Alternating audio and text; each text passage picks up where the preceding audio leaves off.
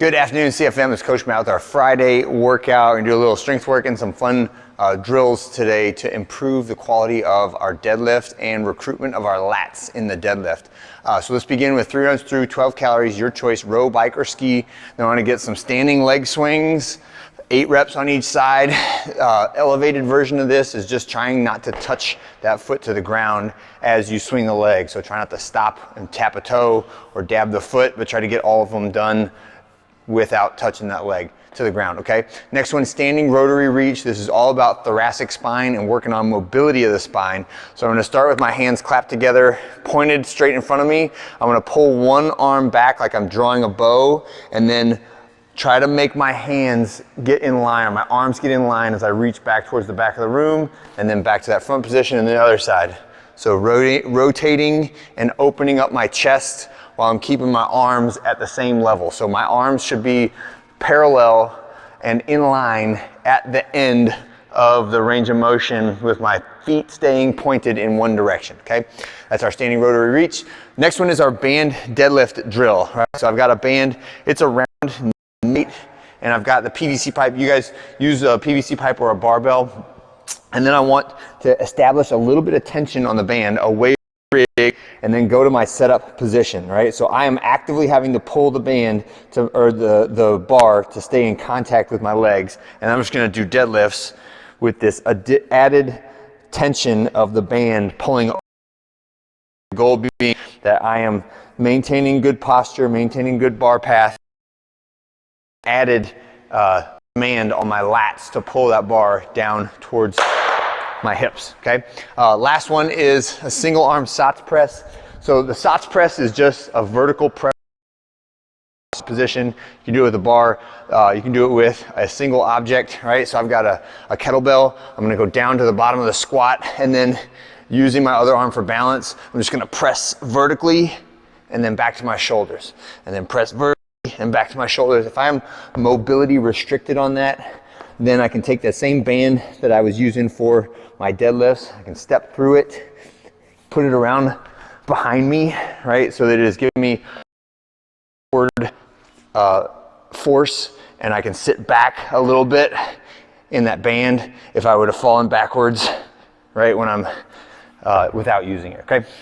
And that is our single arm SATS press, 5 reps on each arm for that one, using a moderate weight, all right? After that, we're gonna go into our strength training with a little superset on it. So deadlift, now we're out away from the rig, we have no band, and we are lifting heavy weights, but we are doing it for relatively low reps. So 5, 4, 4, 3, 3, following the percentages that I have written in SugarWOD.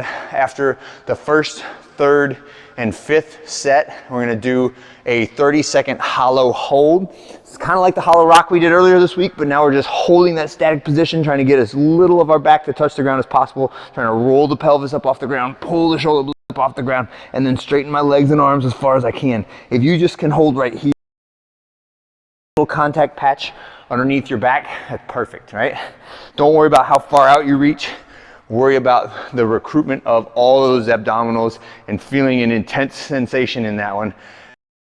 All right, and on rounds 2 and 4, we're gonna do an L sit or an L hang here, but either way, it's the same. I'm supported on my hands, either hanging or beneath me, like with a matador or a bench, and then I'm making this L position with my body, right? It gets harder if I stick one leg out. It gets easier. Right? Get to a point where, or get at a difficulty level where you don't have to break that up more than once, all right? 1 break is okay, 2 breaks is it's too difficult, right? And that's it for our strength training. Going to our intervals for today, we're gonna be on a bike and then with a kettlebell, okay? So the rest intervals and the work intervals change as we go through. So we're doing very high intensity bike for 20 seconds, and then rest for 40 seconds. And then medium intensity kettlebell swings. We're just gonna do Russian swings for 30 seconds with a 53 and a 35, and then rest for 30 seconds. And then we're doing 20 seconds of rows with the left arm, 20 seconds of rows with the right arm, and then resting for 1:20. So each round is 4 minutes long. We're gonna do 4 minutes or 4 rounds through, so 16 minutes total, or 14 40 is the last one if you don't count the rest on the last set, okay? And this is all for the maximum accumulated reps. One caveat is every time I program rows, like single arm rows or bent over barbell rows in a timed environment, there's going to elicit a little bit of slop or like a little bit of extra fast movement.